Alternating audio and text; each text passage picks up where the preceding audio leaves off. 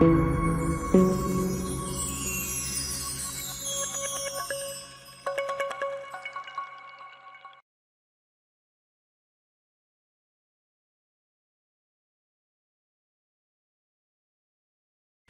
alaikum dear students, this is Wasim Akram, lecturer in English at Britain International College Network, Multan. आज मैं आप लोगों के लिए ग्रामर का एक बड़ा इंपॉर्टेंट और इंटरेस्टिंग लेसन लेकर आया हूँ।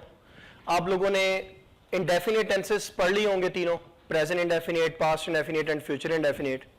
अब हम लोग कॉन्टिन्यूस टेंसेस स्टार्ट करने जा रहे हैं। तो सबसे पहले इंशाल्लाह हम लोग प्रेजेंट कॉन्टिन्यूस, फिर पास्ट कॉन्टिन्यूस और फिर फ्यूचर कॉन्टिन्यूस की तरफ जाएंगे। तो प्रेजेंट कॉन्टिन्यूस टेंस या प्रेजेंट प्रोग्रेसिव टेंस, अब इसका जो लेटेस्ट नाम है, मॉडर्न नेम जो है वो इस टेंस का टाइटल, वो प्रोग्रेसिव भी कॉन्टिन्यूस की जगह पर यूज किया जाता है। तो आपको ये पता होना चाहिए, नई जो टर्मिनोलॉजी है उससे भी आप लोग अपने आप को वाकिफ रखेंगे तो ज्यादा बेहतर आप लोगों के लिए रहेगा। जैसे इंडेफिनिट टेंसेज हैं उनको अब सिंपल टेंसेज भी कहा जाता है। प्रेजेंट इंडेफिनिट को सिंपल प्रेजेंट, ठीक है, इसी तरह पास्ट इंडेफिनिट को सिंपल पास्ट। तो ये नई टर्मिनोलॉजीज। अच्छा जी, प्रेजेंट कॉन्टिन्यूस टेंस हम डिफाइन करने से पहले मैं आप लोगों को थोड़ा सा डिफरेंस बता दूं कि what is the difference between present simple and present progressive. Present indefinite और प्रेजेंट कॉन्टिन्यूस में डिफरेंस क्या है। मैं अक्सर अपने स्टूडेंट्स से एक सेंटेंस पूछता हूं, दो सेंटेंसेस हैं कि I live in Multan and I am living in Multan, इसका क्या डिफरेंस है। तो वो उर्दू की पहचान पर चले जाते हैं फौरन। वो कहते हैं सर एक का मतलब है मैं मुल्तान में रह रहा हूं, दूसरे का मतलब है मैं मुल्तान में रहता हूं। तो हम लोग इस उर्दू और इंग्लिश के जो चक्कर है ट्रांसलेशन वाला, इससे बाहर नहीं निकल पाते, जिसकी वजह से हमें टेंसेस सही तरह से समझ में नहीं आते। अब I live in Multan and I am living in Multan का डिफरेंस क्या है, वही डिफरेंस इन दोनों टेंसेस का है। प्रेजेंट इंडेफिनिट या प्रेजेंट सिंपल परमानेंट सिचुएशंस के लिए इस्तेमाल होता है, ऐसी चीजें जो परमानेंट हो। और प्रेजेंट कॉन्टिन्यूस टेंस जो है वो हम यूज करते हैं टेम्परेरी कंडीशंस के लिए, for the time being conditions के लिए। अब I am living in Multan present continuous है, जिसका मतलब है कि मेरी रेजिडेंस मुल्तान की नहीं है, मैं फॉर द टाइम बीइंग यहां पर रह रहा हूं, ये फर्क है। और जब मैं कहता हूं आई लिव इन मुल्तान तो उसका मतलब है मैं मुल्तान में रहता हूं, मतलब मेरी परमानेंट रेजिडेंस जो है वो मुल्तान की है। ठीक है, बिल्कुल इसी तरह what is your father doing now या फिर what does your father do, ये दोनों सेंटेंसेस में हमने डू को एज अ वर्ब यूज किया है, करना। तुम्हारे अब्बा जान क्या करते हैं, तुम्हारे अब्बा जान अब क्या कर रहे हैं। अब देखें सिर्फ और सिर्फ हमने टेंस चेंज किया और बात का मतलब किस तरह से बदला। What is your father doing now, कोई मुझसे पूछ रहा है कि इस वक्त आपके अब्बा जान क्या कर रहे हैं, मैं देखूंगा अब्बा जान अखबार पढ़ रहे हैं, मैं कहूंगा he is reading a newspaper. लेकिन what does your father do का मतलब क्या है कि आपके अब्बा जान क्या करते हैं, यहां पर प्रोफेशन की बात हो रही है। ठीक है, तो सिर्फ और सिर्फ टेंसेस का जो डिफरेंस है अगर हम उसको अब अपने सिस्टम में ऐड कर लें, शामिल कर लें, तो हमें चीजें ज्यादा बेहतर तरीके से समझ आना शुरू हो जाएंगी। उर्दू से इंग्लिश ट्रांसलेशन तो हम लोग मैट्रिक में भी कर रहे थे, अब हमने थोड़ा सा इसको इस तरह से लेकर चलना है कि हम टेंसेस का आपस का जो डिफरेंस है उसको भी साथ साथ देखें कि इन टेंसेस में आखिर में डिफरेंस है क्या। The present continuous is a verb tense which is used to show that an ongoing action is happening now. ongoing action क्या है जी, continuous को ही आप ongoing कहते हैं कि इस वक्त कुछ हो रहा है आपके इर्द गिर्द, उसको डिस्क्राइब करने के लिए आपने जो टेंस यूज करना है वो प्रेजेंट कॉन्टिन्यूस होगा।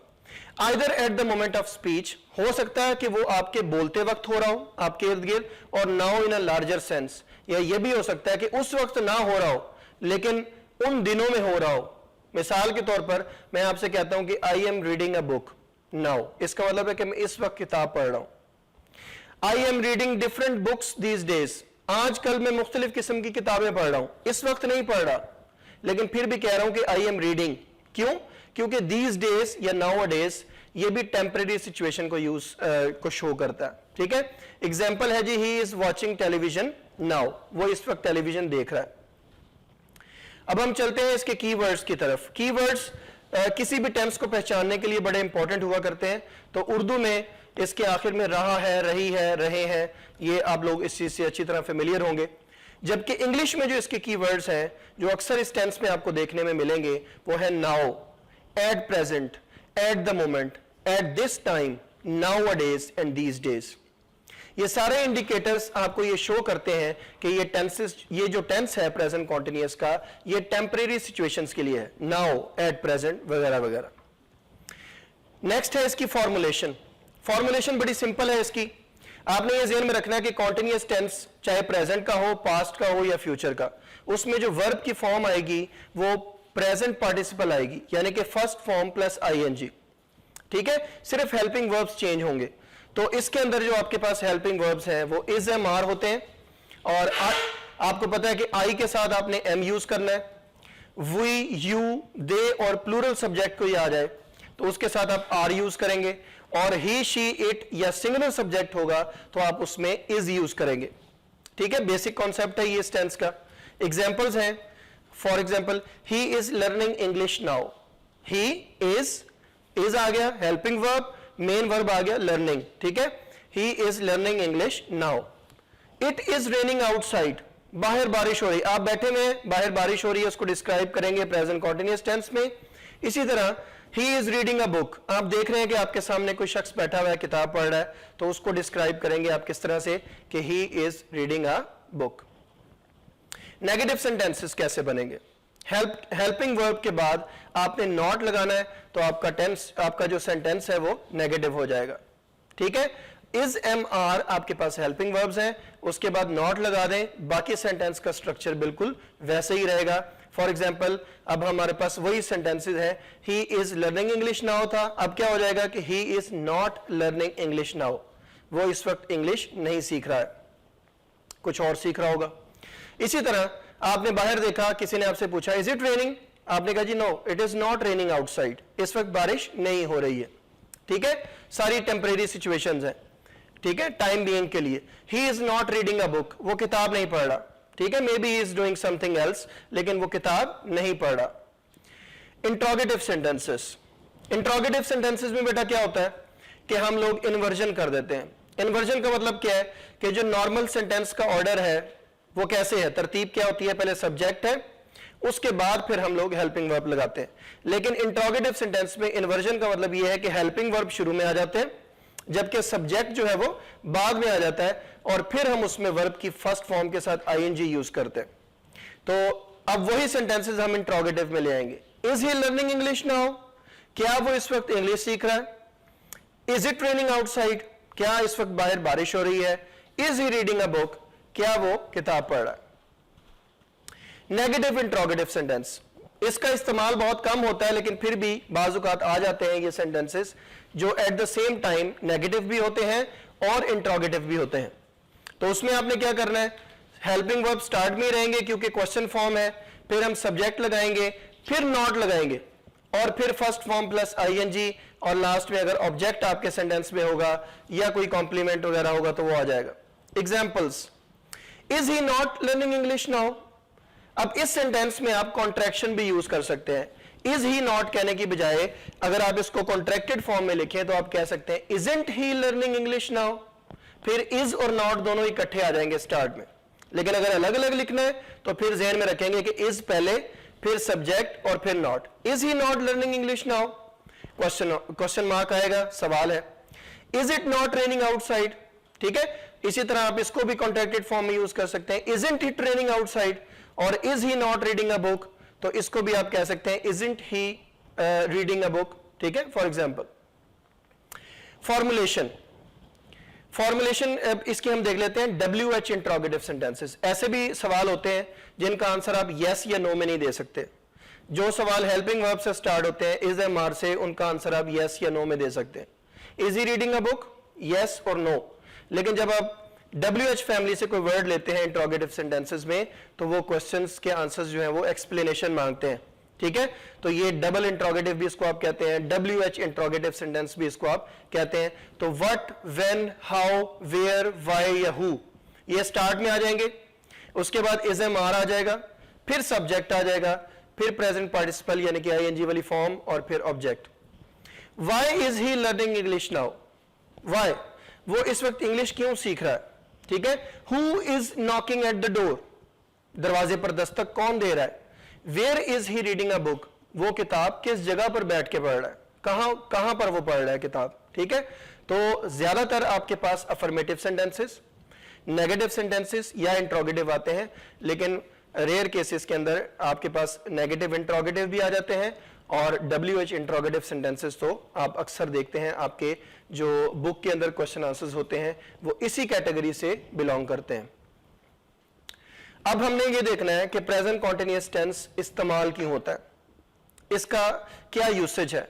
तो सबसे पहले हम देखते हैं इसका first usage, for an action going on at the time of speaking. जिस वक्त आप लोग बोल रहे होते हैं उस वक्त आपके इर्द गिर्द जितने भी एक्शंस हो रहे हैं उनको बताने के लिए आप प्रेजेंट कॉन्टिन्यूअस टेंस यूज करेंगे।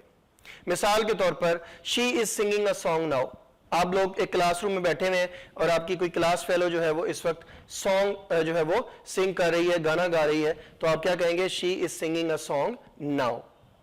इसी तरह आप कहीं बाहर बैठे हुए हैं और आपके सामने कुछ लोग हैं, कुछ लड़के हैं जो क्रिकेट खेल रहे हैं, तो आप कैसे डिस्क्राइब करेंगे, the boys are playing cricket. ठीक है, जरूरी नहीं है कि हर सेंटेंस में हम नाउ या एट द मोमेंट लगाएं, इसके बगैर भी सेंटेंस को बनाना मुमकिन है। तो सबसे पहला इस्तेमाल at the time of speaking, जब आप बोल रहे हैं आपके इर्द गिर्द जो कुछ हो रहा है प्रेजेंट कॉन्टिन्यूअस में डिस्क्राइब करें। नेक्स्ट इसका इस्तेमाल क्या है, for a temporary action which may not be actually happening at the time of speaking. जैसे कि मैंने आपको इसके इंट्रोडक्शन में बताया कि बाज़ औक़ात एक्शन उस वक्त नहीं हो रहा होता जब आप लोग बोल रहे होते हैं, लेकिन उन दिनों में हो रहा होता है, टेम्परेरी होता है, उसके लिए भी आपने प्रेजेंट कॉन्टिन्यूअस टेंस को यूज करना है। मिसाल के तौर पर इस लॉकडाउन से पहले, इस पैंडेमिक से पहले आप लोग सुबह जल्दी उठते थे। ठीक है, तो आप क्या कहते थे, I get up early in the morning. ठीक है, because I have to go to school. ठीक है, मैं जल्दी उठता हूं। लेकिन जैसे ही लॉकडाउन आया सिचुएशन चेंज हुई, ठीक है, और आपकी टेम्परेरी सिचुएशंस बनी, रूटीन चेंज हुई, तो आप कहते हैं I am getting up late nowadays. आजकल मैं देर से उठता हूं, देर से उठ रहा हूं। क्यों, इस टेंस में हमने इसको क्यों कहा प्रेजेंट कॉन्टिन्यूअस में, क्योंकि ये टेम्परेरी है, it's not a permanent one. और ये अल्लाह से दुआ करें कि ये परमानेंट हो भी ना जाए, ये टेम्परेरी ही रहे। बिल्कुल इसी तरह से एक और एग्जांपल मैं दूंगा आपको कि I am reading English novels these days. आजकल क्योंकि बहुत ज्यादा काम नहीं है तो मैंने इंग्लिश नॉवेल्स पढ़ने शुरू किए हैं, तो उसको डिस्क्राइब करने के लिए मैं प्रेजेंट कॉन्टिन्यूअस टेंस यूज करूंगा। ऑल्दो कि इस वक्त मैं नॉवल नहीं पढ़ रहा, लेकिन आजकल पढ़ रहा हूं, तो उसके लिए भी हम इस टेंस को यूज करेंगे। Present continuous tense is used for an action that has already been arranged to take place in the near future. ये थोड़ा सा इंटरेस्टिंग भी है और थोड़ा सा डिफरेंट भी है कि फ्यूचर के बारे में बात करने के लिए भी हम प्रेजेंट कॉन्टिन्यूअस टेंस को यूज कर सकते हैं, लेकिन एहतियात करनी है। बेटा फ्यूचर को बताने के लिए तीन तरीके होते हैं।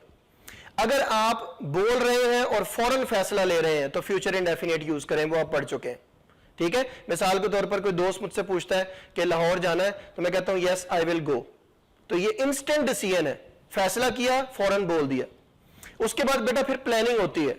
जब हम प्लान करते हैं किसी चीज को तो फिर हम उसमें बी गोइंग टू यूज करते हैं। मैं अगर किसी को प्लान करने के बाद बताऊंगा तो मैं कहूंगा I am going to visit Lahore with my friends. ठीक है, प्लानिंग हो रही है। जब प्लान भी हो गया और अरेंजमेंट भी हो गई, सारी अरेंजमेंट फाइनल है और तय आ गया आपके कल जा रहे हैं, परसों जा रहे हैं, नियर फ्यूचर में, तब आपने प्रेजेंट कॉन्टिन्यूअस टेंस को यूज करना है। आप कहेंगे I am going to Lahore tomorrow, मैं कल लाहौर जा रहा हूं। तो ये टेंस आप arranged actions in near future के लिए इस्तेमाल कर सकते हैं। ठीक है, I am going to Lahore tonight, arranged है। My uncle is arriving tomorrow, मेरे अंकल कल आ रहे हैं, arranged action for future, present continuous tense use करेंगे। आखिरी इस्तेमाल इसका to talk about changing situations, तब्दीली जब आती है तो उसके लिए आपने प्रेजेंट कॉन्टिन्यूअस टेंस को यूज करना होता है। चेंजेस के लिए कभी भी प्रेजेंट इंडेफिनिट टेंस आप यूज नहीं करेंगे।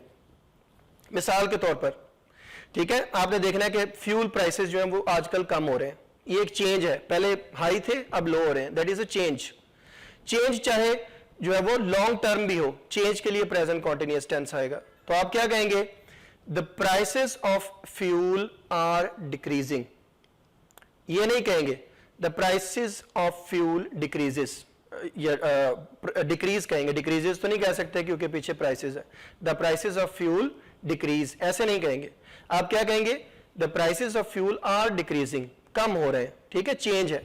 इसी तरह यहां पर एग्जांपल्स हैं कुछ, you are getting taller every day, change आ रही है जिस्म के अंदर कि बच्चा जब परवान चढ़ता है, उसका कद बढ़ता है, तो आप कहते हैं जी आप रोज जो है वो आपका कद बढ़ रहा है, तो प्रेजेंट कॉन्टिन्यूअस टेंस यूज करेंगे चेंज के लिए। The weather is getting warmer, global warming का आप सबको पता है कि मौसम बतदरीज गर्म होता चला जा रहा है इस प्लेनेट का, तो आप क्या कहेंगे, the weather is getting warmer, changes के लिए प्रेजेंट कॉन्टिन्यूअस टेंस। अब हम देखेंगे नॉन कॉन्टिन्यूअस वर्ब्स। बेटा कुछ ऐसे वर्ब्स होते हैं जिन्हें आप नॉन कॉन्टिन्यूअस वर्ब्स या नॉन प्रोग्रेसिव वर्ब्स या नॉन एक्शन वर्ब्स कहते हैं, are not normally used in the continuous form. ये कॉन्टिन्यूअस फॉर्म में इस्तेमाल नहीं होते because these verbs describe a situation that exists, क्योंकि ये वर्ब एक सिचुएशन को डिस्क्राइब कर रहे होते हैं, not an action in progress, किसी एक्शन को डिस्क्राइब नहीं कर रहे होते। मिसाल के तौर पर आप कहते हैं कि वो क्रिकेट खेल रहा है और आप उसको देख रहे हैं, मैं उसको देख रहा हूं, I am looking at him, मैं उसको देख रहा हूं, ये एक एक्शन है, लेकिन वो कैसा दिख रहा है ये एक स्टेट है। मिसाल के तौर पर he looks sad, he looks happy, this is a state not an action in progress.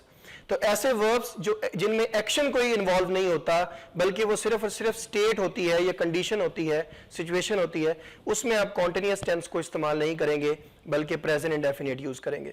वो वर्ब्स कौन कौन से हैं उनकी लिस्ट आपके सामने मौजूद है। वर्ब्स ऑफ अपीयरेंस हैं, इमोशंस हैं, थिंकिंग है और पोजेसिंग है। उनके सामने वर्ब्स की लिस्ट भी आपके सामने है, उनको आप लोग देख सकते हैं।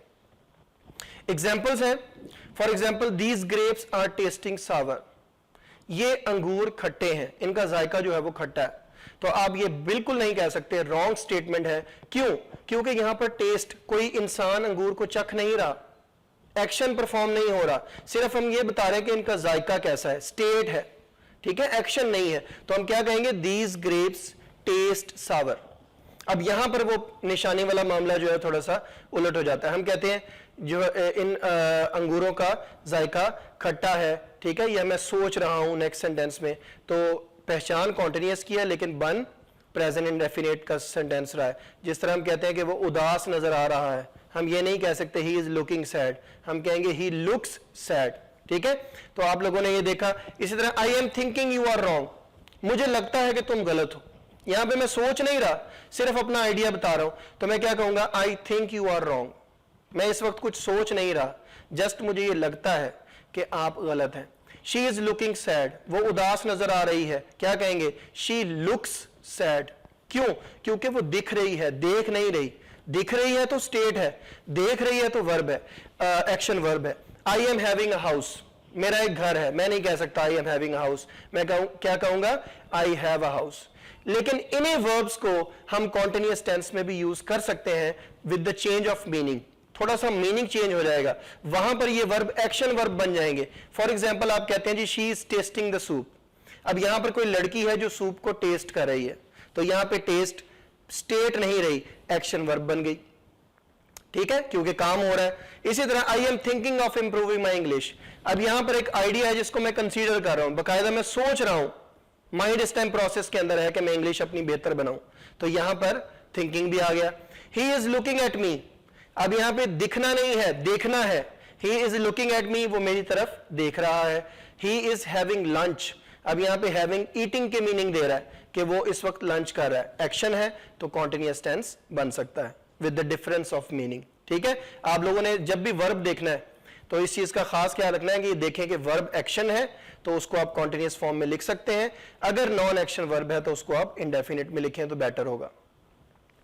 आखिर में आपके पास एक्सरसाइज है बेटा, 10 सेंटेंसेस हैं, इसको आप लोगों ने खुद सॉल्व करना है इस पूरी वीडियो को देखने के बाद, और फिर ये असाइनमेंट आपने सबमिट करवानी है अपने टीचर्स को ताकि वो आपको मजीद आपकी मिस्टेक्स वगैरह के बारे में गाइड कर सकें। जज़ाकल्लाह, मैं उम्मीद करता हूं कि आप लोगों को ये 10 समझ में आया होगा। Thank you very much.